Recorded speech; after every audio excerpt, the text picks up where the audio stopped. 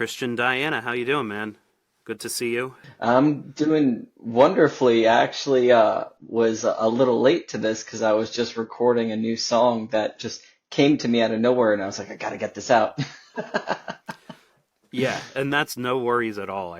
How's the song? So what's going on? You were telling me just before we started recording that you have an album that you're working on. You've been releasing some singles for it. Why don't you, if nobody has checked this stuff out, give a little spiel about them, and maybe you could tell us about the song that you were working on.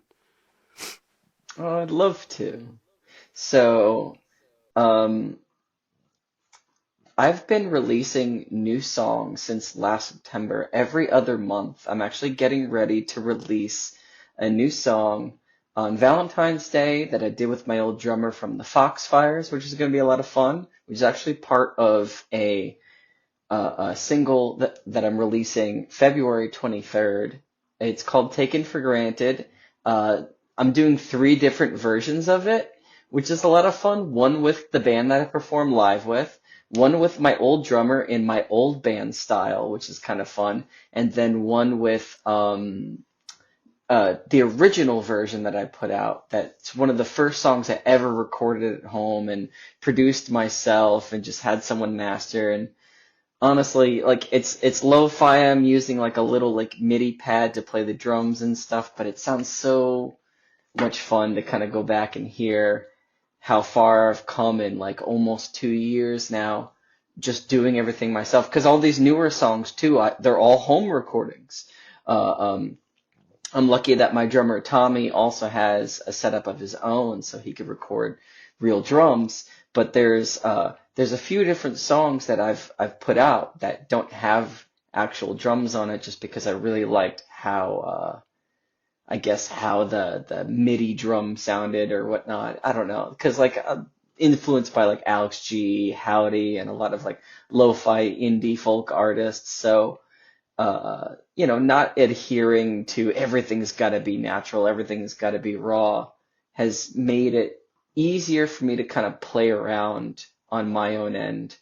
Um, but yeah, March 23rd, it's a Saturday. That's when I'm releasing my new record, and it has all these wonderful people on it, and all these singles that I've been releasing for the past few months have been all leading up to it. So it's a big event. We even have a big show for it. That's awesome. Um, I like this single lead up. I did this once only. I just got kind of too lazy to do it a few times. I just finished the project and I'm like, ugh, I'm moving. It's kind of like we were talking about. I just was like, I'm moving on. I wrote more songs. I just need to get into the next project. Who cares? Mm. I'm just I'm more of a songwriter than anything, I guess. That's the part I Mm. enjoy the most. That is the best part. Yeah, sure, it definitely is. I mean, I think the recording is a fun part too. And okay, Mm. so let me ask you this before we dive into the logistics of putting out an album in this way, just so I don't forget, because someone I previously had as a guest was talking about their process with self-recording and how Mm. they had mentioned, and for anyone listening or even for you, Christian, it's Joshua Hatcher. He was a couple episodes ago. Um, and he mentioned that he started out recording in studios. He did this for many years with his band, and then he decided to record at home, and he found it very liberating as a songwriter because he would do his arrangement and his songwriting while he was in the DAW. So like the production and the songwriting kind of blended together. That is not how I do my home recording. I would write it, record it on. It gets better and better in fidelity as it goes along. So it might be like a chorus in voice recording, then the whole thing on acoustic guitar in voice recording, then then just this mic right here, acoustic playing to a click, and then I start layering after that. So it continues to get better and better in terms of instrumentation and quality. But the song is kind of all arranged pretty much at the point that I have it on voice recording. How do you do it? Is your process integrated in the production as well, or do you write first? So My method has transformed drastically over the years. I originally always started off with this. I had a melody in my head. It was stuck in my head and I had to get it out, whether it was on guitar or whether it was a vocal melody and I had to write the words out to match the melody. Um, I still will write songs like that, but since then I've also written songs words first, which is very difficult, where I'll just write out a poem and then I'll try to find music to fit it or a melody. Or there'll be times where I just pick up the guitar or I just start playing on the piano and then a song comes out of that. But for me, the most common thing is I always hear a melody in my head and I just got to get that out somehow. Um, I will do a voice memo real quick to just get the idea before I lose it. Or if I'm at home, I'll like track the acoustic and my vocals at the same time to kind of get like the rough idea out, even if I don't have words yet. Um, but like one of my favorite things to do is just when I hear something is to just like almost immediately starting write words to it, because like if I'm in the flow state and I'm able to kind of get the words that are coming through with the sound, I think whatever this weird external thing that we tap into, I believe it's much more in line with, I think, what is trying to be expressed initially, because what's coming through us, like consciousness or like thoughts even, is this melody. And if we could sort of channel the words with it, like we're some kind of medium or something like that, then we could almost get like a pure creative idea out from the ether that we're almost like not in its way at all. We're kind of just a pure vessel for it to come through. And we've had all these disciplines of, I know how to record, I know how to write a song, I know how to sing, whatever it is. And then it's all coming through you, but from the ether, even words. Like there's certain words that I've written that didn't come from me, like how I would say it. And that's the most exciting thing. And I think when you're in a constant flow state, like I'm writing every single day, you're very open to just certain melodies or even words and phrases and all these things kind of just coming to you seemingly out of nowhere, like our thoughts, like our thoughts, we could identify with them, but when they first show up, they show up completely out of nowhere. So I think that's what a flow state is essentially. Sure, you're making me smile because I've not thought about some of these nuances, but I've done similar things before, especially when I'm writing a lot. And I typically will be more of a fictional songwriter than a non-fictional songwriter, so I'm used to that a little bit. Um, I like telling stories and reinterpreting. It takes a lot of music listening for me to get my songwriting perspective because I kind of like to collage other ideas together. But uh, with what you're saying, I'm thinking about it, and for sure, there's at least one song that comes right to mind where when I was writing a lot, I was just waiting for a bus at the Port Authority, and I hear this guy walking by, and he's like, "Hey, thanks for the dream, buddy." And I just heard in my head, I was like, "Thanks for the dream." And it turned into a whole song, and I'm like, Wow. that's not my words. And I just made up, I'm like, what would thanks for the dream even mean? Right? Like, let's just explore that on a bus ride. I never really like Yeah. thought about how that manifests because a lot of my other songs that I like are the ones that I have to like grind a little bit more. That's the thing about songwriting is we will always have those songs that we need to like grit our teeth. We need to dig our heels into the dirt. We really need to deconstruct it. We're always going to have those, and some of our best work will come through that. But it also those magic moments where things just come straight through you and it has nothing to do with you almost. That's also magic. It's more magic, right? I think the former is a little bit more of the same thing as what you were saying with learning how to use the recording equipment, right? It's just learning how to use the pen. Man, I think the thing you said about and I've written a few songs this way too, where you hear the melody and you just start singing the words. It's nonsense, but then you hear like one little part and you're like, okay, next time around I'll just repeat it, and then each time it makes a little more sense. But you keep that initial like sound, right? And even some of the Yeah. ways those words rhyme together, they're part of the melody almost, the timbre of Hmm. those words you're channeling. And those ones sometimes often are ones that sound really nice and might sound more beautiful even than the ones that you're grinding out, right? Because you're so focused on. Could I explain why? Of course you could. Yeah.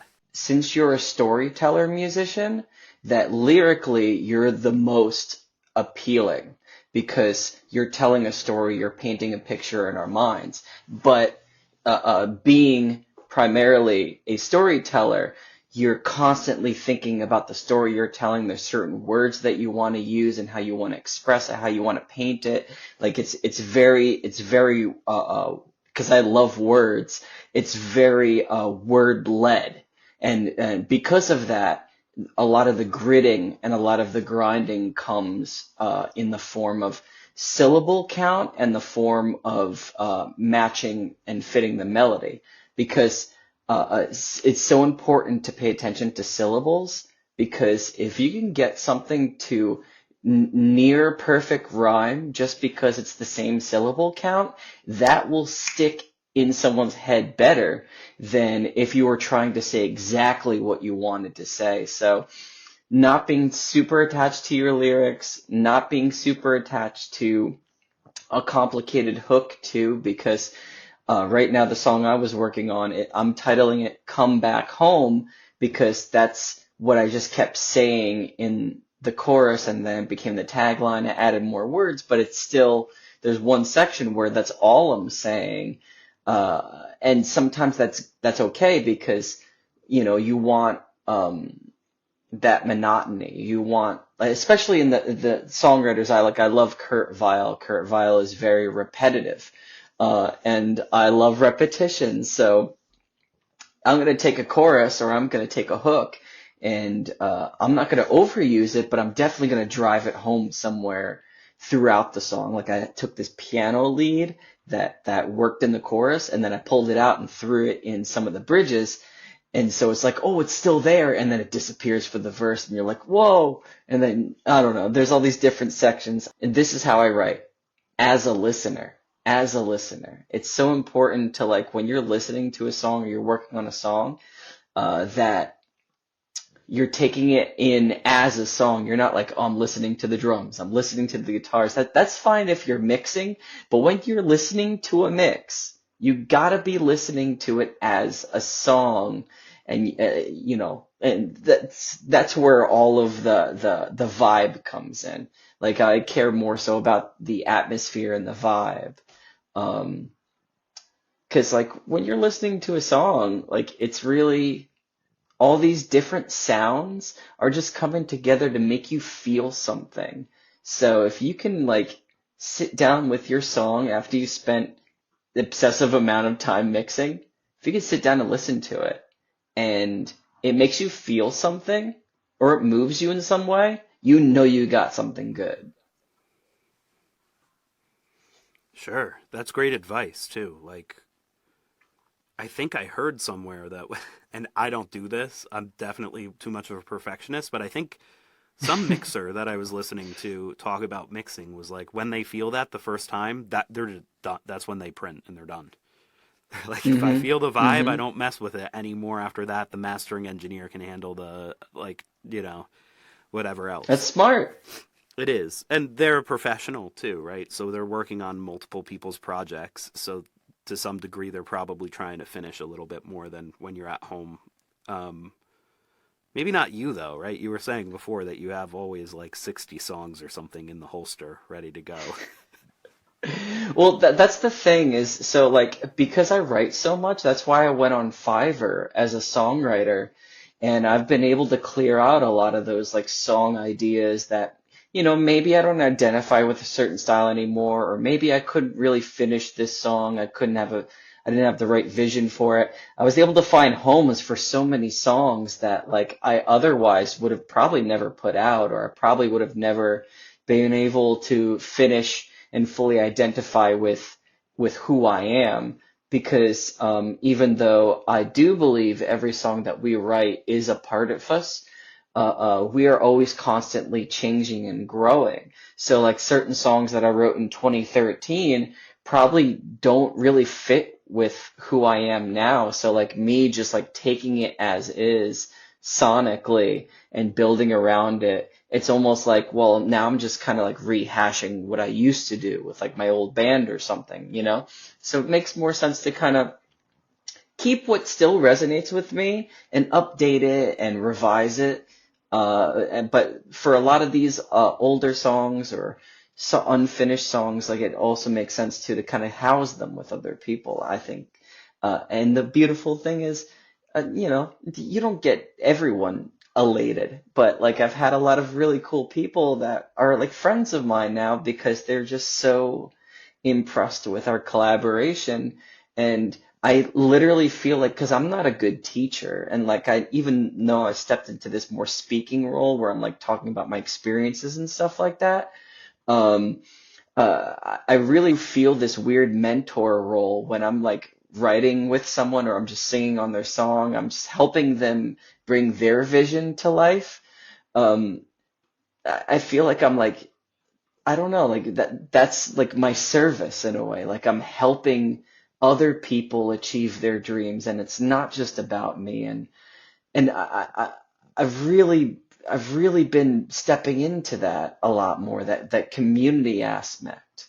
Like this conversation with you and whoever's listening is not like whatever I'm sharing about me, it's not about me at all. Like I love hearing your experience, and I love hearing like how you're growing. And if you're finding inspiration from me, that's great, because this is exactly what I'm getting from you and all my fellow musicians.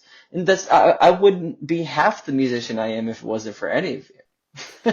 I completely agree, and that's why, like we were just talking about before, that's why for me it's a no-brainer to sit on my album and to focus on this, because for the same Yes. reason, even for selfish and non-selfish reasons, like it has its own energy to it once you start doing this, and you're like I love talking about this. I get so much out of it, and I know that everybody gets a lot out of it as well, right? Because we all want to talk about our own work, and we all want to listen to each other talk about each other's work as well. I think it's really good for the community.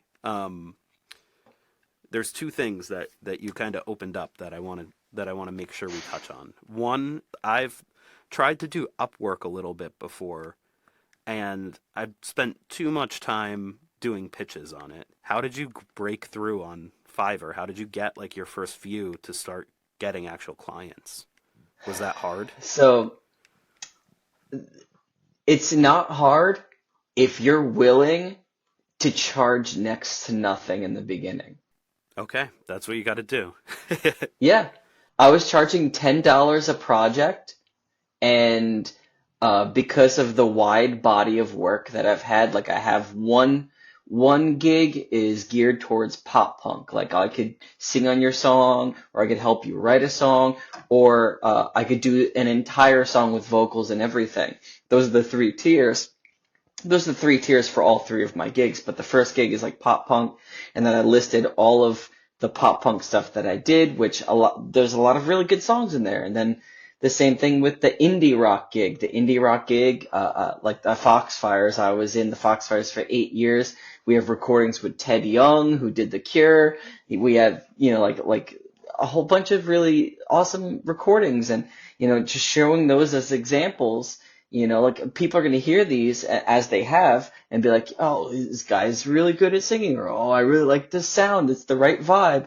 And I think because I have really good examples from throughout my career of these, like, and the third one was more of like a indie folk. But since I'm a folk musician and I don't want to like get all my ideas out there, like I want to kind of keep them in house, I switched it over to an indie pop because I used to also do like a two-door cinema club kind of thing, and I love that style. That's a lot of fun. Um, but I was only charging like $10. I was only charging $10 at first, and I was getting in the beginning way too many orders. I immediately had to raise it to like at least $20, and as my ratings went up and stuff, then I was like, I would charge a little more. I had like a handful of repeat customers that were like, I need a song again. I put out a 13 song record with someone where I recorded all the vocals and did the lyrics and everything to all of his instrumentals, and he released a whole record just That's based on that. So awesome. Wow. yeah. Is that the one I was looking through these? Is that the one that's like the has a good name? I saw a bunch of, let's see, your Fiverr Friends playlist.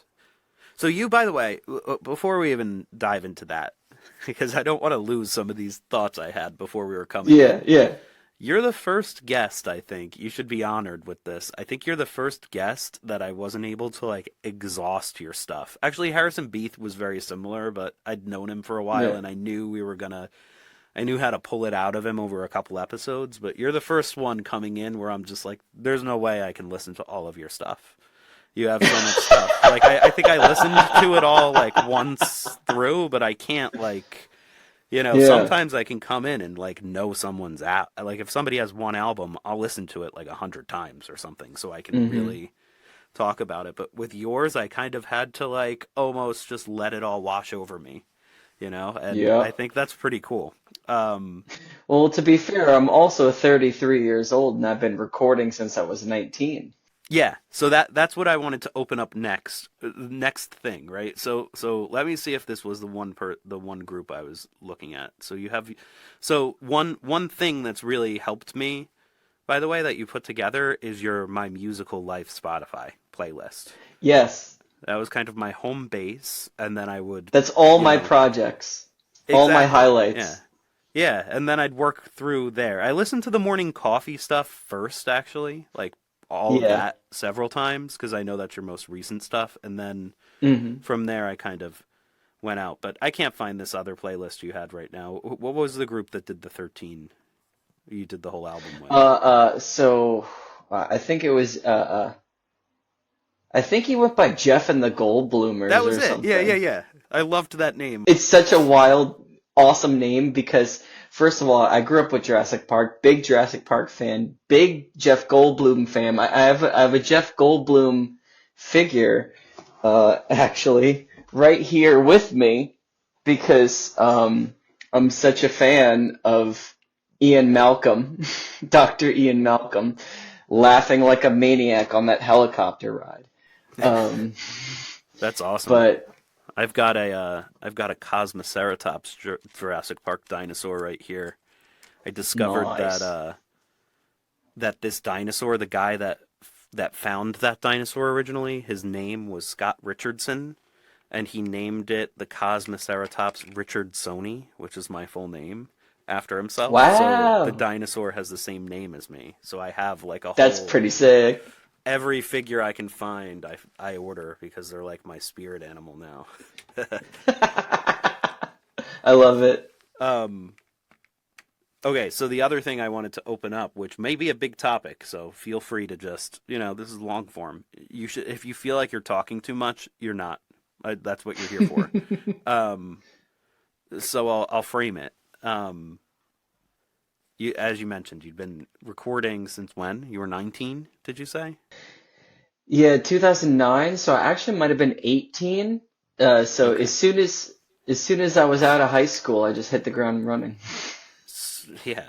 And you've been going since, and I think what's cool, so I had a similar thing, but I started out on drums, and then I played drums in bands for a while, and then I played bass for a while in another band, and then when I was no longer in that band, I started writing songs myself. I'd always played guitar and written songs on the side a little bit, but at some point, I just started writing, and I had like 30 songs, and it went from there.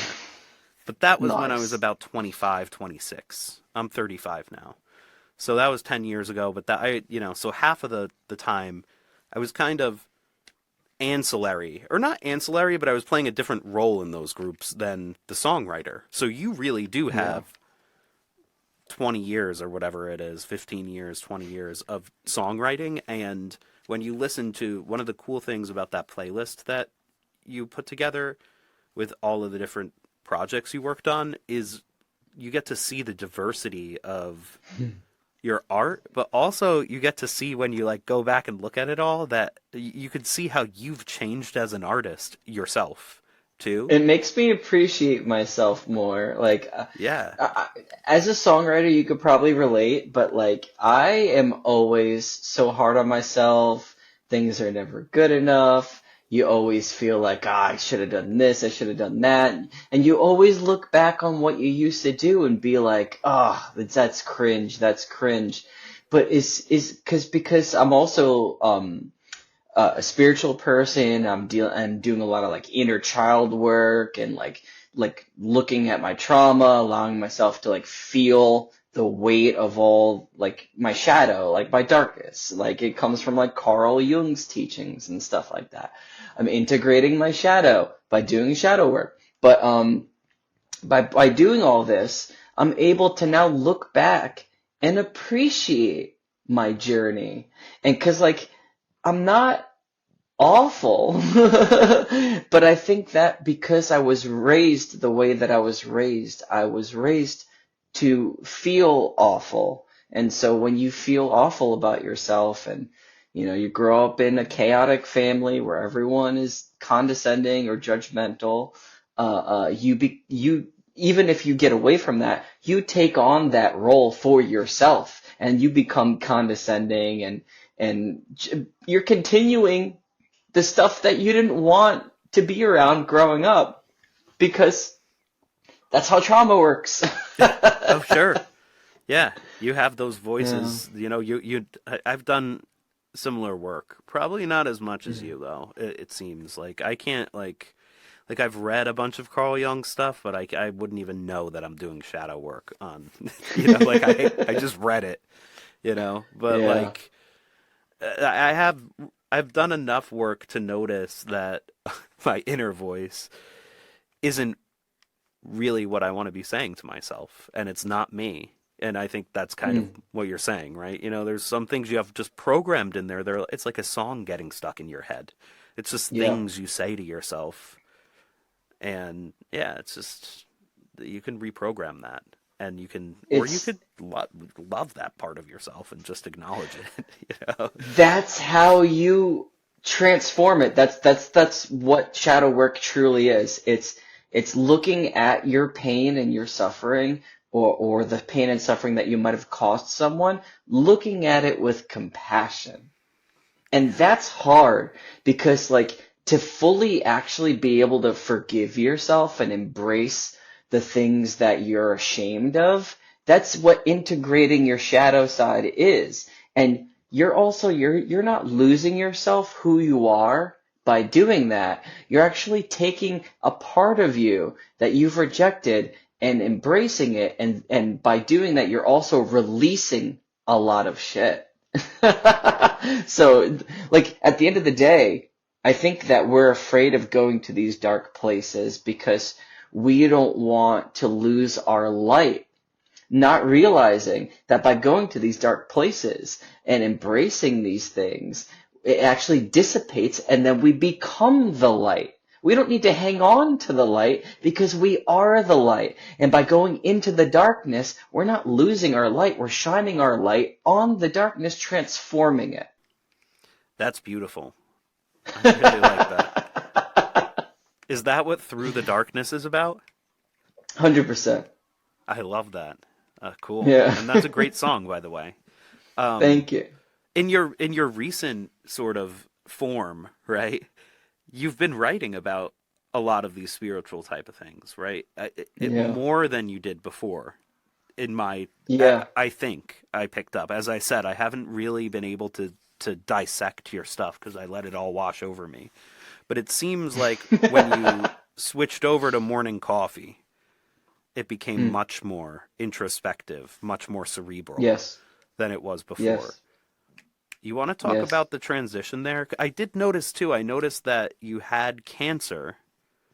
You had released that under your own name, and then you released it Yes. under Mourning Coffee as well. So I figured that might play into the whole manifestation of this. Of course. And ironically enough, that original version of Cancer was released on a record under my original solo name, and the name of that record was Good Morning, spelled Sure. Mourning. Yeah. I noticed that too. So like how did that all like it seems like you took an idea and then it sprouted and then you gave it a little miracle grow to turn it into an actual project. Essentially, yeah. It was fascinating because I was always because I love writing. I'm not just a songwriter. I'm also a poet. I love writing wordplay, syllable count. It's all so much fun. Your style of it, like storytelling, it's the toughest, but it's also the most rewarding. And then I like the really cryptic, really like you have to almost decode it or something, you know? Like I like those too. Um, but the fascinating thing about this EP that I put out, and it was following like a pattern. I had like a single split EP release thing that I put out the year before that in 2018 called Wait and See, but it was spelled like wait, like it's heavy, and sea like the ocean, because the person I was doing the split with, it tied in. But I love wordplay. Uh, so when, because I was coming out of my band that I was in for 8 years, the Foxfires, I was starting my solo stuff up again in like 2021, 2022. And, like I was just going to continue using my actual name as I did as a solo artist before the band. But it just felt right to have like a name, because like even though like Alex G has Alex G, Mac DeMarco has Mac DeMarco, so I could just go by my name. I really like this solo artist by the name of Seawolf, and Seawolf is such a cool band name, but he is a solo artist. He does play live with the band sometimes, but he's really a solo artist, and I kind of really identify with that structure. So I thought that maybe having a performance name would be a little bit more catchy than Christian Diana, because even though it's not the worst name in the world, it could be a little confusing for people that are into like gospel music. So I figured, what can I do? What can I do? I was a barista for like 15 years, so coffee makes sense, but like coffee. And then like I was just thinking about like sadness, like, and then I was remembering the record I made that had the word play Good Morning. And then it came to me in a split. I was driving and it came to me, it was like Morning Coffee. I immediately had to look everywhere to see if that Of band name was taken, course. because I was like, Yeah. that's too good. I Hmm. know someone has it already. And at least two or three people actually did have it, but one of them was for a podcast that has nothing to do with music. One of them is for, actually, the other two are for coffee shops. One of them is, I think, just an online coffee shop, and then one of them is an actual place. Um, but all the other things that had to do with music, like on Spotify and stuff like that, it's spelled morning, like good morning coffee. So like I was like, oh, fascinating. There's no morning coffee. So I was like, I jumped on it immediately. I already had like a logo design in mind. So I worked with my friend who did my last logo for my band. Um, and also, like, it was based on a drawing that an old friend of mine drew me, like this beautiful labyrinth. So now I have this really cool, if it shows up, this really cool, like, my old latte art is mixed with the labyrinth that she drew.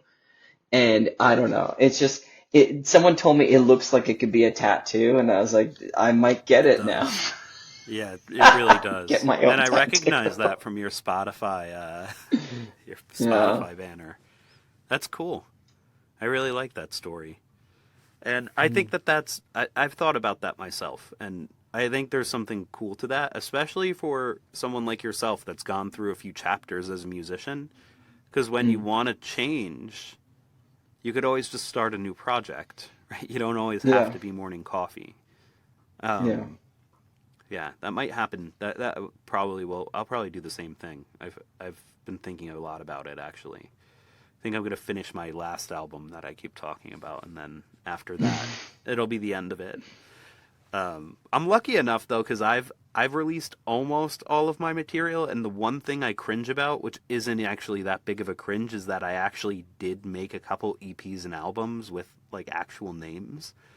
But I've released Yeah. all my things as like the Safety Tapes Volume 1, 2, 3, 4, 5, 6, and now I have 7. And it's nice to just be like, all right, 7 will be the last one, and then move on. It's a good number. 7.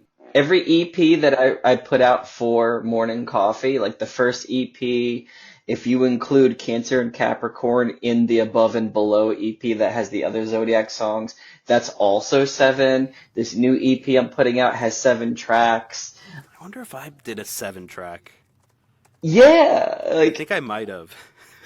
yeah. 7, yeah, the one EP I did. Because it counts as an album. Like, I don't think it's just an EP, but it's a shorty. But I do Yeah. like 7. I did this one called Heartbeat Road that was 7 songs. But I don't know. I dabble. I've been really into the tarot cards for a few years too, and I've wondered if I should switch over at some point and make this one the Chariot. And I might. Oh, It might not even have that name, but you'll know now if you see some like Chariot references on the artwork. That's why I might switch over to Chariot. I think it's good artwork to work with. It's a great artwork to work with. Let me see if I can find something really quick. If I can't find it quick enough, I'm not gonna like stall the podcast for it. But I have one for strength too, even though I don't have that. Yeah, I have it. Let's see if I could share it. Share. I have one for strength ready to go that I really like. It has one of those Cosmoceratopses I was talking about Oh, playing a cool. guitar. That sounds perfect. Yeah. Can you see it? Okay. Yeah. That's so 90s. I love it. But yeah, that stuff is fun. But I probably will change my name by then. I like this name change idea, I think. Like I feel like what we're doing is we're creating stuff and we're like doing this thing, right? So like why not have a creative name or title that represents what we're doing? Because like the title that we have as our name is mostly just for like social and legal reasons. It doesn't have to be for creative reasons because like even though like who we are is the creative, like what if what we're creating is more important than the creative? That's sort of how I view it. So morning coffee, sad coffee shop music. But it's not just music. Morning coffee is all about trauma and it's all about healing from trauma. And that's the whole reason why I started talking about it and I started sharing content with like inspirational quotes that has my music behind it because like it's not enough to just for me, this is like my journey, my dharma. But it's not just enough to like write how I'm feeling and create songs and then release songs and hope that people feel it and resonate with it. And I've been blessed that people have, but like I think if I'm going to be on social media, because I don't like social media, but if I'm going to be on social media, then I'm going to fully represent what the message of my project is. Morning Coffee is all about trauma and healing from it. So, okay, well now I'm going to talk about it. Now I'm going to like make other content that like gets you more introspective, that gets you more thinking about it. Like everything is extremely on brand, but it's not just music. you know? Like even when we think about if it's just music, we make music videos and lyric videos and stuff. That's not just music because you're watching something. So why stop there? Embody the message. My favorite Gandhi quotes. One of my favorite Gandhi quotes is my life is my message. Yeah, I like that I quote. love it. Yeah, sure. My life is my message. And I think that's something cool that you just touched on. It's something I thought about for a while, and then I don't know, whatever. We'll unpack it, but it's related to this, where you said that to a certain degree, your art and the message from your art is more important than you yourself. Where'd you get Yeah, that from? Do you remember I when got you that started from to think me. of you got that from you just through deep Yeah. talking, deep introspection, or have you always had that? Well, so the way that I got that from myself is after just I think enough things that were really good coming into my life and then going away. Like in 2006, my mom passed away. In 2018, my grandmother passed away. In between that time, I have had very serious romantic relationships and very intimate friendships that were very, very close and big parts of my life, and had those go away. And so I think enough loss guided me to the reality that there's nothing really to cling to here. So if we can obviously take pride in something that we've made, but I don't believe we could take full ownership of it because what really are our thoughts? What really is this creative process? Like what I could take ownership of, that's my guitar playing, that's my voice. But where's the actual melody coming from? Where are all these things that involve like the writing process prior to you actually writing? Where does that all come from? You can't claim that, and I can't claim that. And even deeper than that, because of all the loss that I've been through, I realize that now that my music represents messages that are bigger than just me, I can't claim ownership over that either. And also because we live as a global community now. It's not just our little local community. We live as a global community and we're also realizing now, because we're not keeping ourselves under the spell of like formalities.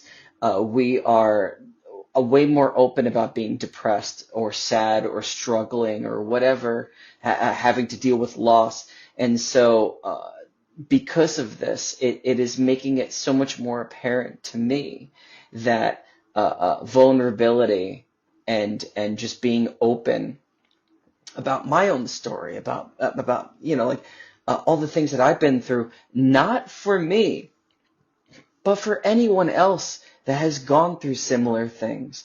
And you hear it in the music too, because like I'll be singing about like maybe a lost love, or I'll be singing about like wanting to make my mother proud because because I have a number of friends that have lost a parent they were close to, and some of them are musicians, so like they really resonate with me over that because they know what that feels like, and they do a lot of what they do for the person that they lost, and it's not like a glorification of me for them.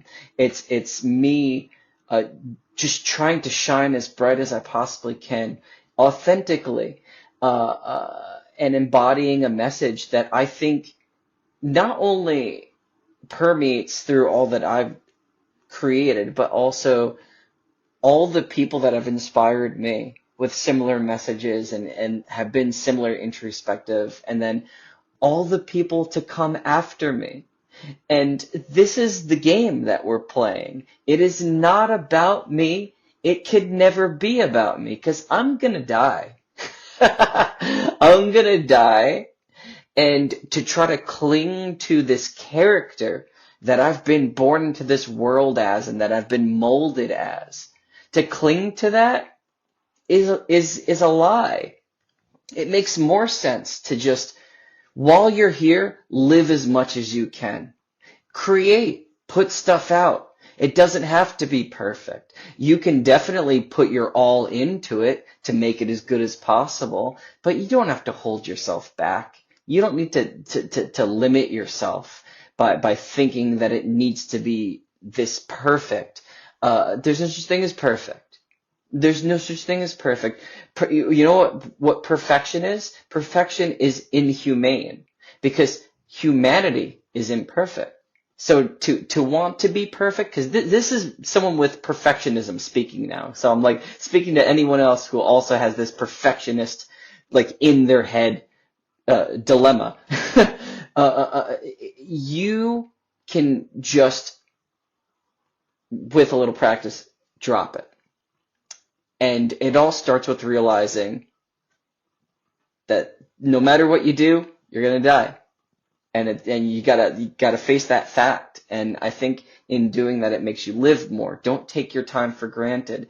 You know, like I was always afraid, like, oh, my best song. This is my best song. I gotta hold it until I get that record deal, or I gotta hold it until like I get enough people. No, if you put your best foot forward now, then that'll open up your creative outlet to writing 10 more songs that good. And every time I did that, my writing process got better. And I was always holding myself back. I didn't realize it. Don't do it. Yeah. I love that was a great spiel. And I resonate with so much Yeah. of it. Yeah. And I don't have much trauma in terms of people close to me passing away. I have my own. I do suffer from my own trauma, but it's not related to that. But for some reason, as a young kid, I had a lot of older relatives that had passed away, and my parents exposed me to going to these funerals. So I went 5, 6, great aunt, whoever passing away, and for some reason, they did that, and it ingrained in me. It could fuck somebody up probably, but for me, for some reason, it kind of like it didn't desensitize me to death at all, but it did really make me aware of it. And with creative things, there's a point to all of this, which is funny because in my own internal monologue, especially after having children now, it's the opposite for me. Where like when I'm talking about sitting on my album or whatever now, like I want to also just say, because I've said that in a few other episodes before, for those that are suffering from perfectionism, understand that I've already come out with 6 albums before this, and I'm intentionally holding this one back. Like if you go back and listen to my first 2, I had already written all of the songs for both of them, and I recorded them and released them to move on. Now I have a set that I really like, and I want to do it this way on purpose for fun because I just want to do that because I haven't done it before. But I think that and the perfectionism there, in the same way as you were saying, is for me. Like if I want to sit for a week, because I have a song that's like a very traditional blues, kind of like a Howlin' Wolf type of song in this new album that I've been working on, and I want the guitar to sound like it was one of those, like from one of those recordings. So I will sit there and that's how I'm practicing. I haven't practiced guitar for 5 years like that. But now I'm like, yeah, I have a song. I'm going to sit here and I'm going to play the solo. It's not going to be perfect, but I will spend a month potentially on it. Like it's just because that's what I want to do. Right? Like, Yeah. and it's not necessarily a perfection thing. It's more like I'm going for a vibe, and until I'm good enough at guitar to get that vibe, I'm going to sit there and like we were talking about before we recorded, that's the luxury of having the studio right there. I'm basically just practicing with the thing recording. But yeah, if you are someone that's listening and you haven't released anything yet, you should release something this month. You should just record some songs and put out an EP and like call it like I did, safety tapes. You could hide behind something like that, right? Like I'm just releasing it for copyright safety, and I'll go back and re-record them later. I'd I'd love to expand on that a little Yeah, go bit go go. more, just to cap it off, actually. But and this is because now we're talking to all musicians, so it doesn't you don't have to just record and release something if that's not your thing. Maybe you're more of a performer. Go do an open mic this week. Go do an open mic this week.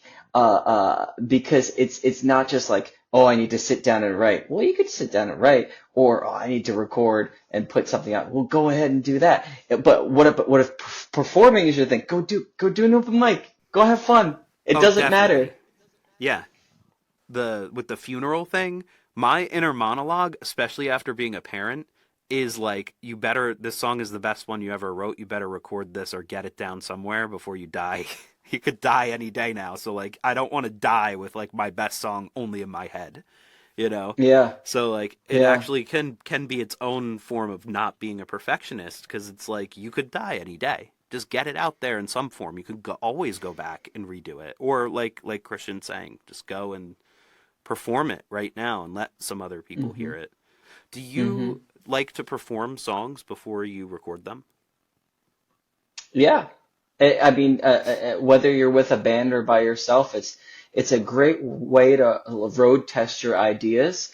Sort of like with like stand-up comedy, it's like a similar thing where they'll actually go on tour and do their new bits before recording a special with all those new bits because with comedy, it's a little bit more crowd interactive, but like you could also sort of like do with open mics what they do by like testing out a song. How digestible is it? Am I losing the audience because it's too monotonous or it's too long? Um, or did this part become like a sing along part? Is that like does that mean it's going to grab the listener? Like so that's one way to do it. Another way too, if we want to stay back in the recording sphere, is like you could record a demo and just show some of your closest friends and see what they think. Or like maybe a couple musician friends that you have that like you trust their opinion. Like don't ever be afraid of like opening up. You know what I mean? Because like you're already a songwriter, you're already a musician, so you're already opening up. So don't be afraid to open up to community, whether it's performing your song live to an audience and testing it that way, or recording the idea and showing people. That like that's how you grow. That's how I grew. My songwriting was actually one of the ways that I transformed it is I went to a songwriter music conference and I was performing at it, but I took at one of the talks I did like a private one-on-one with an actual like world-renowned songwriter, and I actually have his book too. But like he would listen to the best songs, like the three best songs I had out at the time, and he would point out like it took too long to get to like the verse, the first vocal, like even if like I decided to open up with like a vocal thing before the verse, it would have made a little bit more like it wouldn't have been like I'm waiting to get to somewhere, or the amount of bridges that I used for this one song was like too much. They could have been like shortened or halved. And so like I understood songwriting structure more by opening myself up, by sharing my songs Sure. with people, especially like someone that's like a professional songwriter. Then they could really dig into it. But like you could also talk to just like your local songwriters, that like someone that you look up to locally that could have like an input. Like I have a friend of mine, she wants me to like sort of mentor her in a way, and I'm not even sure what that means because like I've never really like outside of like singing competitions, I've never really like mentored anyone, but like if any of my experience and any of my input could help anyone, then yeah, I'll totally do it. And so like I think there's plenty of people out there in your own local scene that that would love to give you constructive criticism, or like help you bounce ideas off. Collaborating is also really good too. Yeah. There's no reason to be stuck. Like, unless you want to take a break and you don't have the time, that's fine. But like, if the only reason why you have writer's block is because you can't get the pen to move, that's when you should open yourself up to community. Everything you said about that, I agree, and I've thought about it a lot with the stand up thing, and I look at songwriting in the same way. That's why I asked that question to see where you, like, if you looked at it the same way. For me, at least, there's something to almost like you were saying with how you're using Fiverr for taking these Hmm. songs that don't really fit with who you are right now. When I'm writing a Hmm. song at home at midnight, that song's always me. It's only Yeah. on Thursday night when I'm standing up and I'm playing a song first that I know everybody knows that's me, that's in there, all my people that know me from the open mic night, and then I'm Hmm. playing that new song next to it. I don't care what their reaction is really. Like I'm definitely most concerned with my own feeling of it, but like if I'm looking you in the eye as that performer with that mask on, we're all just wearing some sort of artistic mask, but if it doesn't feel like it fits with that, I need to tweak that song a little bit. Maybe I'm playing it in a way that I want to change. It does. It's just a live set, I guess. It's just a different thing. You could definitely just have a scattered approach, or Yeah. release things. There's something to that as well, for sure. Because everyone's different. Hmm. Yeah, some people like thrive in the chaos of disorder. Other people like me thrive in order and planning and structure. Hmm. Just go with your dharma. What works for you? Do you plan out your set lists when you perform beforehand? Then. Yeah. Some of the best ways to plan out a set list, though, is to try out different set lists. Um, because like I've had for the second EP that I put out, Above and Below, that's like all the astrology songs. I've had the Astro set list order change a bunch of different times to kind of like match either the cover or the flow and the feel. And sometimes you can't really get that unless you're road testing it and seeing how it works Yeah. with crowds. But another way to do it too is to listen to the record and be like, is the order of the songs on the record the same way it should be live? And 9 times out of 10 for me, the answer is no. Because Hmm. when you're listening to a record, the way that it flows and everything, it's just listening. But like when it comes to and I think just listening, then the sound is way more important. But when it comes to performing, it's really all about energy and vibe. 100%. Like so, like if certain, even if certain songs kind of have like a similar vibe, if they go together more and they go into each other, that's kind as long as they're not like exactly the same. I think that works way better live. Another thing too is I play electric and acoustic guitar live. So it makes more sense too to reorder my set list Hmm. so that way I don't have to switch between electric and acoustic every other song. Um, so I take that into consideration as well. Yeah, that's a huge part, right? Like I've done that with some songs. Like I'll try if I'm in drop D, because I do have some songs that are in drop D. I have to group them all together. Like it's drop D time, and then I'll even like Yeah. play. When I was playing live, I would play. And I'm curious to know if you play any covers when you play live, because I haven't had a chance to see any of your shows yet. I really enjoyed. So I am a very planned out person typically, but I think I got this from Jack White, who I look up to a lot. He Hmm. would never create a set list, and I heard this somewhere, and I just liked that idea. And I would rehearse all of the songs, so I'd have a list, and I played long. I'd play as long as I could, so I would play these shows at breweries that were like 3 hours. I wouldn't take a break because I just I loved love getting the those recording. shows. They're my favorite, right? And Yeah. there's highs and lows, right? Especially when you're playing at a coffee shop or a brewery or something. There might be nobody in there. People might not be listening to you. You might be playing to people that are on a date right in front of you that don't want to hear you. Those are the best though. Yeah, because you'll get them.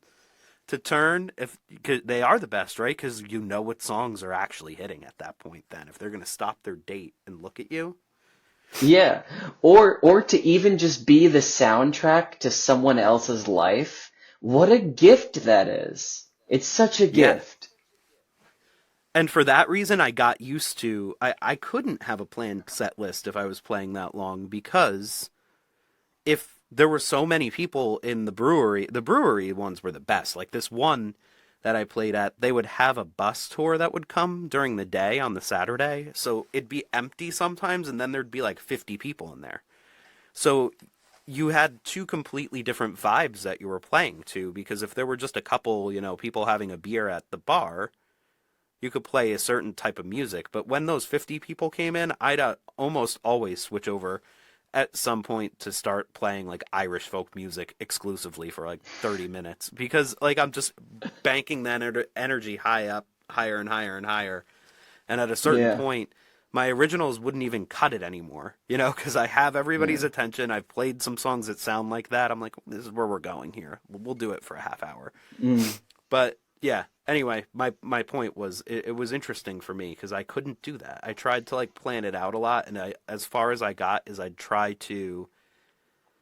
like really force myself to play all the new stuff to like at least hear it out live and practice it before I recorded, and then I'd try to like weave the covers in between. But I would end up getting my sequencing a little bit from that, but I mostly would sequence it in a different order than that. Yeah. Maybe you find two songs that go next to each other, but that's about it. I think what you're describing, though, is what I do when I'm not with my band.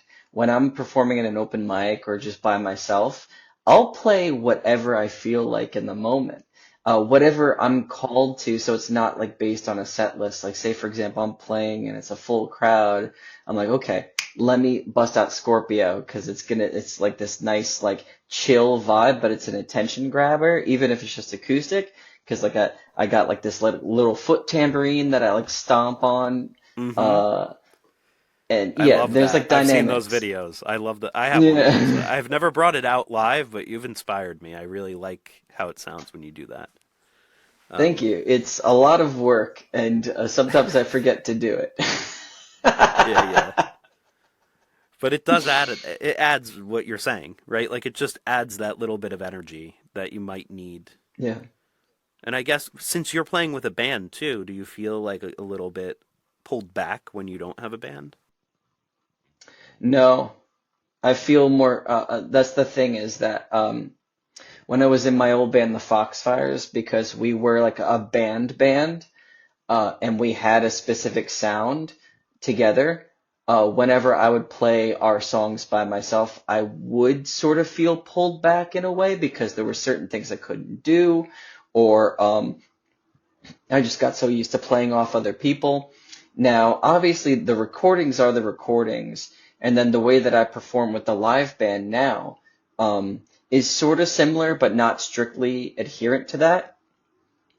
We kind of like play off each other too, but like when I'm playing by myself, I'm playing the song how I initially wrote it, how I conceived it, where I'm just strumming my guitar and I'm singing.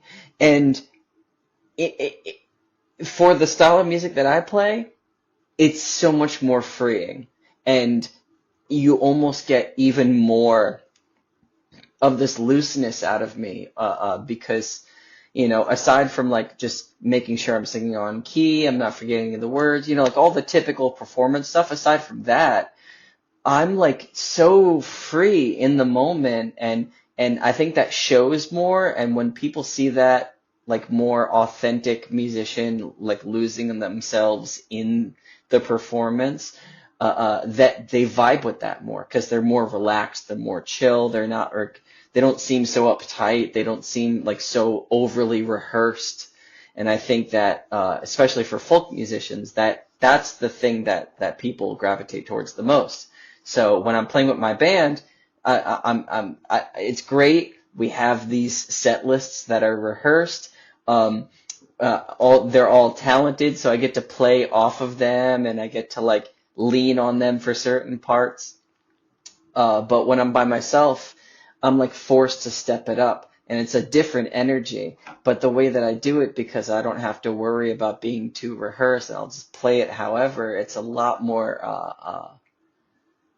natural feeling. So even if I moved somewhere, or because the lineup of Morning Coffee has changed a few times since it started, regardless of who I'm playing with, regardless of where I'm living, even if I'm by myself, I think Morning Coffee will always at its core be just like me doing my thing.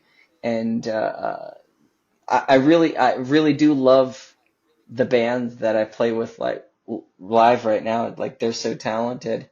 Um, but there's something special about being able to kind of do these songs on my own, and I get these different energies, different reactions. I almost like kind of in my own way prove myself that like, oh yeah, like okay, this is why I'm the front man of my band and not someone else in the band, because like I could do this on my own, so it's almost like kind of like proving to yourself that like no, you actually are good enough to do what you're doing. And that voice, like we were talking about, the voice in your head that's like you're never good enough, or you should have done this, or you can't do this, or this, that weird shadowy part of us that keeps echoing the negativity. When you put yourself out on your own, and you have a band, but when you put yourself out on your own and you're able to like still captivate an audience, or you're able to still like get compliments, or you're able to kind of like, even in your own head, when you watch it back and you're like, damn, I kind of killed it there, then that kind of proves these negative voices in our heads wrong. Mm-hmm. Sometimes we Sure. need that external reminder, but like the truth is always inside of you, you know. Sure. When did you start performing solo? Do you remember? Has it been always, or was there a point where you started to do it? October 2012. It was a full year after my pop punk band Passing Planets. I walked away from that, and it was a few months after I got out of a very intense relationship. Um, and for the first time, I was like alone, not with a toxic friend group, or not in like the depths of a relationship. I was just with myself, and I wasn't using like hair dye and piercings and stage names to hide behind. I was just me. And so I was for the first time just embracing myself. And part of this kind of spiritual awakening that I was going through at the time, part of that was opening myself up to something that I never thought was worth my time, which was open mics. I thought that was like for old people, or, like Sure. whatever. But that's the thing though, is that like I found open mics where there's all people our age, some even younger. Obviously, there's some that still have the older crowds, but like I've come from open mics, or I came into open mics with that mentality of let me try something new, and entirely grew, especially back then, an audience just based on open mics. It got to a point where the whole pay to play thing that I was raised on, that I thought that I needed to do with the old scene, I completely threw that out the window, and I never went back to that. And It's I'm sure bullshit, that in my still opinion. exists. Yeah. Especially if you're able to get paying gigs, and that was another thing that took a few more years. But once I was able to start getting paying gigs, I was like, oh, why was I selling tickets again? Yeah.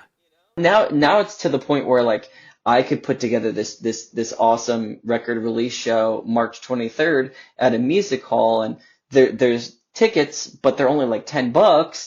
But I'm not worried about the profit. I'm just worried about like, putting together a really fun celebration with a lot of really cool bands, and have all my friends, maybe some coworkers and stuff like that come out. Who knows, maybe even some family, just to celebrate and have fun. And because like for the most part, nowadays I like to play gigs, like you mentioned, the breweries and stuff like that. I like to play gigs that people, if you have to pay, it's gotta be an experience. Like a music hall is an experience, or we're playing this 2-day festival in April called the Psychic Fair. It's the Spring Fling Psychic Fair in Vernon, New Jersey, and it's gonna be a lot of fun. And that's like an indoor-outdoor event. So like you paying to go to that, you get to see all these vendors and live music and meditations and all these really cool things. But then in May we have a show at Cedar Beans. I'm wearing the hat, Cedar Beans. That's free to the public. We're playing with our friends Buff Chick. They're opening up. They're really dope. And so that's a cool thing. So like we're not getting paid, but we don't have to charge anyone at the door. That's fun. I like that. Why, why do you think you need to, if you think you solely need to make money with music, I have bad news for you. I have been going to music conferences since 2017, and every panel I've been to with licensing people, music producers, professional musicians for over the past 30 years, they all say that they make money with music full time, but they need like 5 different jobs in that category. Like they're also producers, they're also photographers, they're also managers, they're also, and then I was like, oh, I don't want to do all that. That sucks. But like, because on top of that, you're also doing a lot of free work for yourself. Like you're doing a lot of the editing, you're doing a lot of the content making, you're doing a lot of the posting. Unless if you have money and you can hire people to do all that stuff, that's great. But most of us, especially as creatives, we don't have money, so we need to do this all on our own. So in addition to doing all of these extra jobs for money, the main thing we want to do, we have to do all of that work for free as well on top of that. So like, where's all your time coming from? And then like, there's no health care in that. There's no 401k. There's no PTO. There's no retirement. So I came to the radical acceptance of, if I can land, thankfully I did after the pandemic, but if I can land a solid 9 to 5 that pays the bills and gives me the time off that I need, then I'll do music how I want to based on that. Instead, before the pandemic, when I was with my old band, it was, we need to get the recording contract. We need to get the manager. We need to get the booking agency. We need to make money with royalties. We need to do this. And it was fun. We need to tour. And it was fun. I did all these things. It was beautiful. We played to 2,000 people. It was a lot of fun. Now I want to do it my way. And I want to do it without having to sign tons of contracts and without signing my rights away. And let me just try and build up an audience and see where that takes me. And I can invest in my music because now I do have 2 jobs at least. And now I'm also making money writing songs for people on Fiverr. So like I can do that, and I could also have my day job. So do I need to make money with my music? No, I don't. I mean, I'll take it if I'm able to. That's great. If like I'm making money with licensing or royalties, or because obviously the goal is to be successful. But I think the goal isn't to be so successful to the point where I have to quit everything else, because like I don't want to do that. I think it's more beneficial for me to just have a job that just, and I'm lucky too, because most people don't have this, but like to have a job that gives me the financial freedom and time to just invest in what I do, build it up, and that will pay for itself. Like the band I was in, we were in the green. It was paying for itself after like 5 years. And I've only been doing Mourning Coffee for almost 2 years now. So, I'm not worried about making money back yet because I already did it before for 8 years. It took 5 years to get to a point where it was making money itself. And you're smart to be LLC'd, because LLCing yourself, all your expenses are tax deductible, and you might not be making like a profit, but like you could at least be, making money back in a way, which is nice. The thing I like about it too is there's separation, so I'm not just like throwing money in, Yeah. I think you could get caught up in this like it's no different than a corporate job, right? You could get caught up in the next promotion and the next thing, and this it's almost like a keeping up with the Joneses type situation, but it's like how much Yeah. are you giving away? And what are you giving away? Because at a certain point, if you have enough money coming in, but you don't have the freedom to do whatever you want, that sucks too. And for me, flexibility is utmost number one.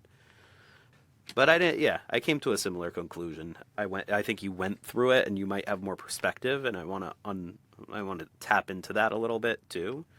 But yeah, I pretty much was like right around that time. I was doing a lot of pay to play. So like when I graduated school, I had a double major in music and in computer science, and there was the band stuff going on, and like we were doing the pay to play and trying to get signed, and we were playing shows in New York City, but all our friends lived in New Jersey. Like we're making Yeah. people every weekend come into New York, including my parents and people, my girlfriend at the time.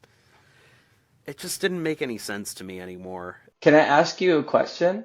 Sure, of course. How old were you, or how deep into your music career were you when you realized that you were actually bothering most people to try to get them to come out to shows, and that was actually working against? That was then. It was literally then. So I Yeah. was probably 22 at that point. Okay. Yeah, I was like 21, 22 when I realized that myself. Yep, exactly then. And like we didn't get signed or anything yet, but we were playing at like we worked our way up from like the dive bars. We had a few shows at like our biggest one was at the Highline Ballroom, and like but then Oh, it's Highland's like great. you got to sell the tickets and yeah, it wasn't.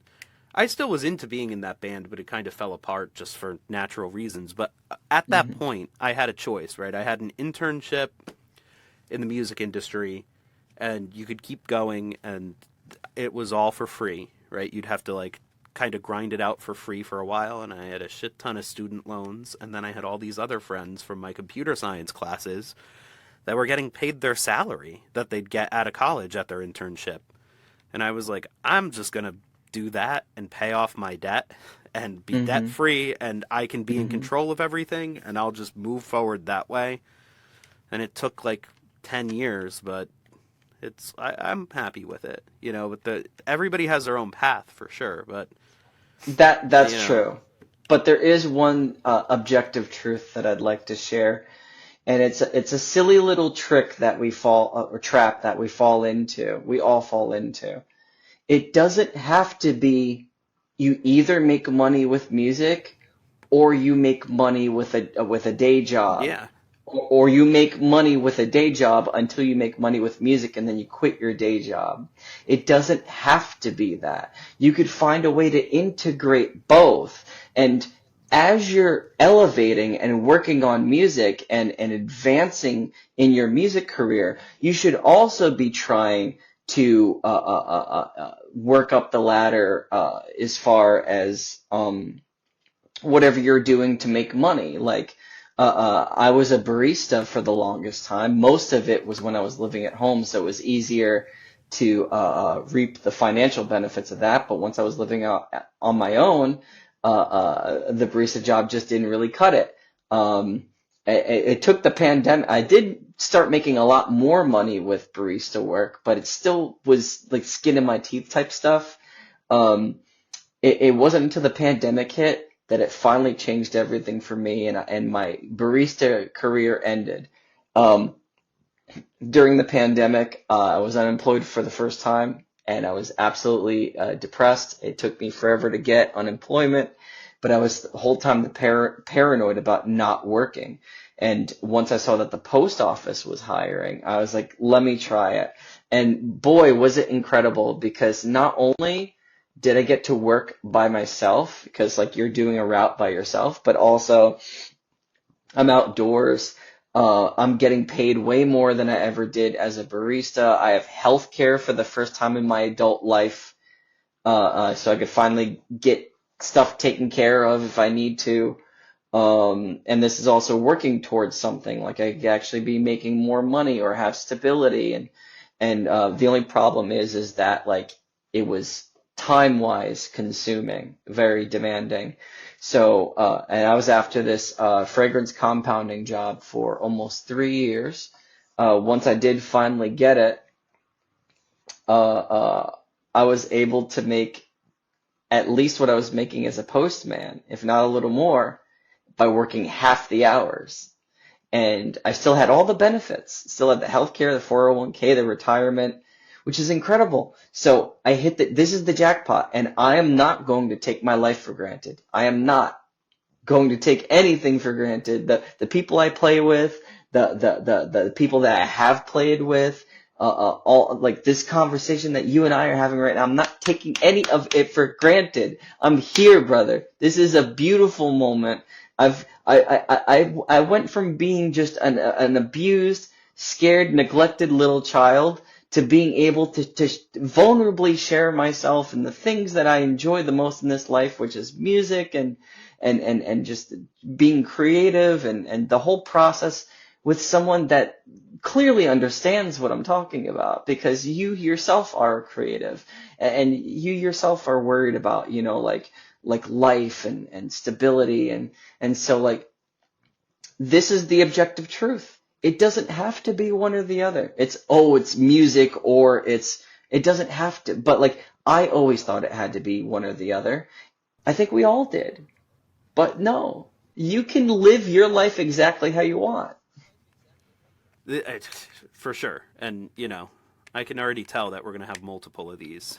But, I am so you down. know, yeah, but I've done some deep thought into the music industry, right? So, like, I don't know if you know my story or not, so I'll give you a spiel too, and for listeners too, but so I did that, and then I worked at a big bank. I didn't like it there. It was the wrong thing for me, and I switched to a startup, and I did wanted to do exactly kind of what you were saying, right? Like, to me, it was like, just because I've decided to go down this path, I'm a good software developer.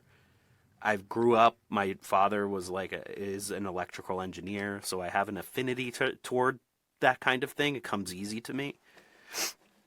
So like instead that in a way, it's almost like it was like me choosing which of these two things I wanted to be my shadow and which one I didn't. Right? Like, do I pursue this one thing or this other thing?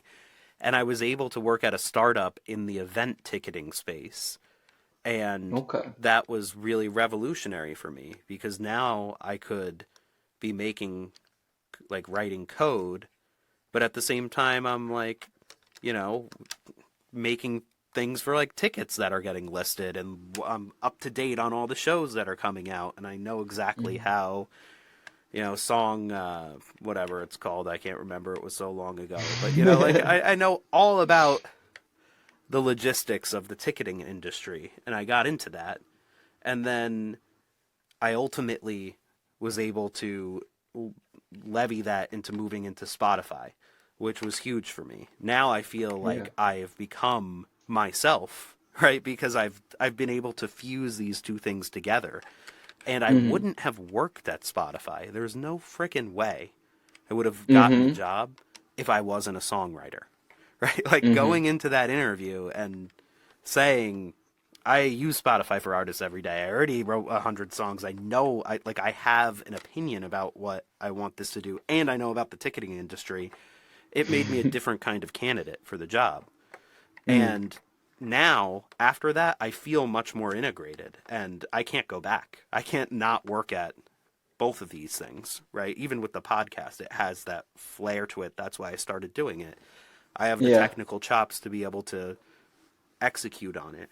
But that's my own story. And almost like that shadow engineer that was like I had to like embrace that and say, like, now, Yeah. even as a songwriter, right? Like, if I'm going to make my own project, I have a project I've talked about a few times before that I haven't had a chance to put together yet, but there's these old there's all these public domain videos from like the 40s and 50s of that people just made like at Rutgers or something, and they're like, here's how a microphone works, Jimmy. And he's like, let me show Okay. you how the sound waves go, Paul. And I'm like, oh, so I've collected a bunch of these, maybe like 30 of them, and I have little samples of them, and I want to put together like an ambient kind of music that has these like scientific lessons in them. That'd be awesome. Yeah, it's gonna happen. I just don't have the time. Yeah. I think that the one thing about being a creative is finding the time. It's a little easier for me because I don't have a family right now, but um, even when you don't have a family, you could still be hella busy. Like, oh, I got to do my laundry, or I got my two jobs, or I have a pet to take care of, or I need to make time for family, I need to make time for friends, I need to make time to be creative. So there's all these. Your time is always there to be eaten up by so many different things, but you always have the choice how you want to spend your time. If you're a little bit too tired, then, maybe you should listen to your body and kind of not push yourself. But like, I make the time every single day. Again, I don't have a family, but I make the time every single day to meditate, do yoga, work out, write a song, or record something, um, journal, dream journal too. Those are two different journals. Then I have my job. I make my own breakfast. I make my own dinners. I also like to, if I'm not taking a quick shower, I like to take a nice, relaxing, soothing bath, especially if I work out every day. Like I should actually like relax just as hard as I'm working out, so that way like my muscles can recover faster. Um, so I'm making the time to visit family on a weekly basis, to like be part of community, go to other people's shows or go to open mics. I try to perform at a lot of open mics actually. So, like my time is constantly filled with stuff. Like eh, my body will tell me when I do need a day off and I'll listen to it now, but I used to only operate by like I need to constantly be doing stuff. Need to constantly. So I've never like I'm not used to not doing stuff, but like I had to learn how to relax, and I feel like now I'm good. But I guess the whole point to me even saying any of this is that like your time is yours, and you could choose how you want to spend it. Right now, obviously, specifically you, like you have a family, that's your top priority. So obviously, that's how you want to spend your time. And then like how you make your money, you need to spend time doing that. So they're right there. And then like creative. And I will consider the podcast in addition to your music as you as being a creative, because not only are you expressing yourself, which is the whole point of creativity, but you're also like throwing your editorial skills. Like you're able to like, you know, show that, express yourself in that way. So that's another creative way to express yourself. So you do make time for the things that matter for you specifically, and I think that any of our listeners can too. They can, and it's totally possible. And yeah, I think you're right. I did a lot of those things before I had kids too, and I continue Hmm. to do them a lot now. And it just becomes something it's you have to be very diligent about it. But Mm. if you practice and you're already doing those things beforehand, having children doesn't make it, it definitely throws a monkey wrench in it, but then that you're just like for example, I don't journal as much anymore. It's like a Mm. weekly thing. It still pains Yeah. me, right? Cuz I used to journal every day as well. And I wrote like a little piece of code actually that would open up the old journals from a year before That's or so years cool. before.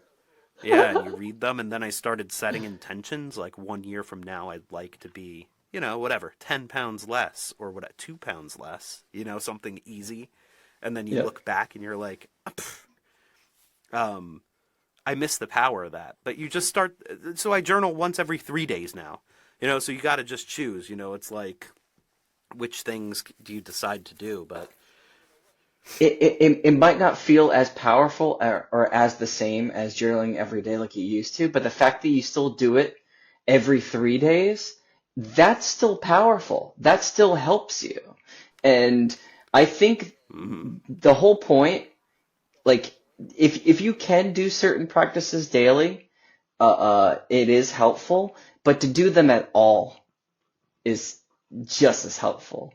Well, and you're just playing to addiction too, right? Like you like once you start Yeah, getting these and habit, right? So like once you start getting in the habit of these things, you start to really crave them and you get the reward. Like I said, when you see yourself making progress over the course of a year, if you journal, I've told a lot of people this before, if you journal every day for a year and you write, you have a similar tool, and then you go back and you start looking at the entries from a year before, that's how you start to be confident in yourself. Like that really it's helps me true. a lot because I'm like, this is where I was and this is where I am now.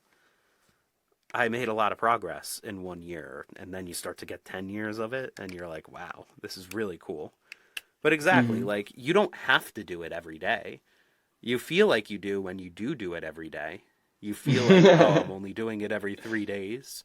The one that I put a lot of emphasis on is exercise, and it's really hard to stick with. It's funny you mentioned the yoga. That's like been the one thing I've decided to really invest in with that because I'm like, when I'm 90 or whatever, 100, that's what I'm going to still want to be doing. So why wouldn't I be doing that every day now? I should figure out how to Yeah. do it amidst the chaos, you know?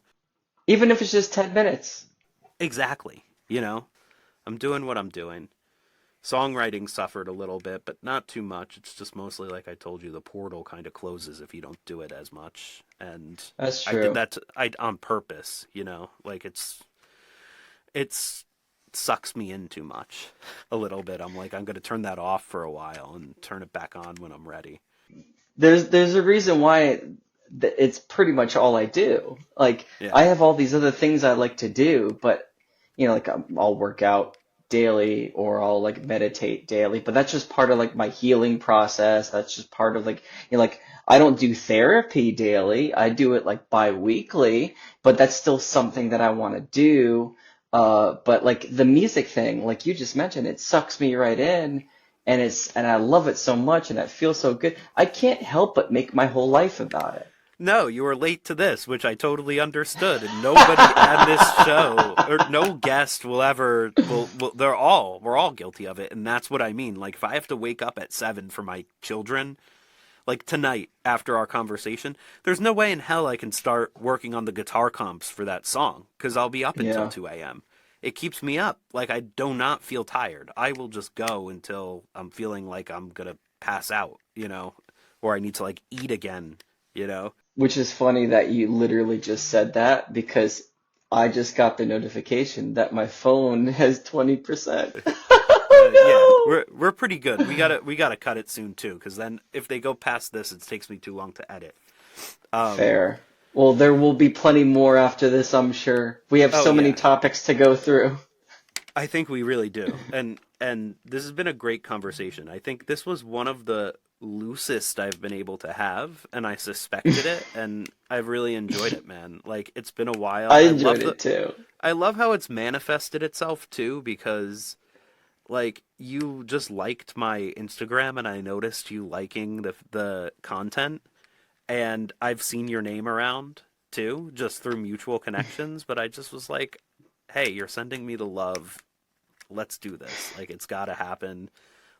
But yeah, like it's just been kind of a natural thing that happened and I'm happy it came up and yeah, I hope you enjoyed it as much as I did. 100%, brother. It honestly, like, the thing that I really liked about this conversation was getting to know you and hear your story and all the common ground that we have together as creatives and as just people like struggling with life and all these different milestones that we've been through. And we can actually look back on everything that we've done and be like, wow, look how far I've come. Like, I love talking to other people that know what that's like, It's beautiful. Same. That's this whole thing, you know, and yeah, thanks for coming on. You can plug your stuff one more time.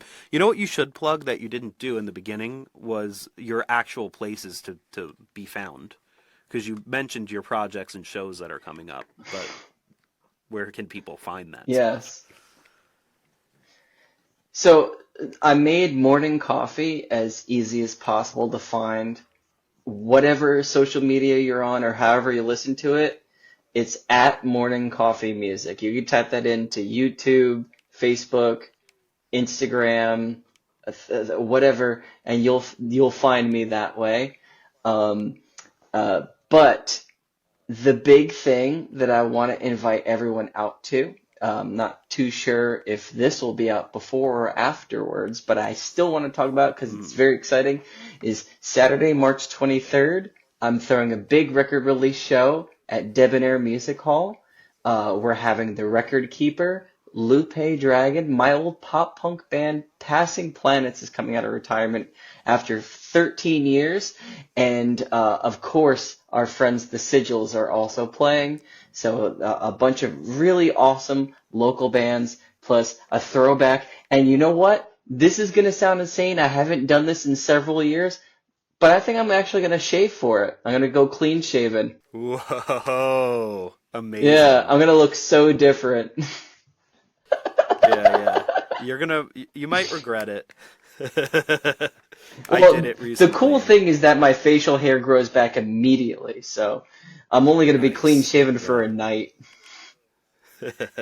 That's awesome. But yeah, people, you should go and check it out. That sounds like an amazing show. I liked the Passing Planets music, by the way. I grew up listening to a lot of like Thank you. skateboard punk stuff, and I really Yeah. enjoyed it. I thought it was actually I think you guys did a really good take on it. It's very authentic. It's not Mm. trying to be anything more than that, but it also is being that very authentically, which I dig. And yeah, I liked the Passing Planet stuff. And then Lupe Dragon was on this show before, so Hell if you're yeah. interested in going to the show, check out her episode as well. She's a really cool gal. And Hmm. yeah, thanks for coming on, Christian, and thanks for listening, listeners. We'll see you next time on the Rich Sony podcast.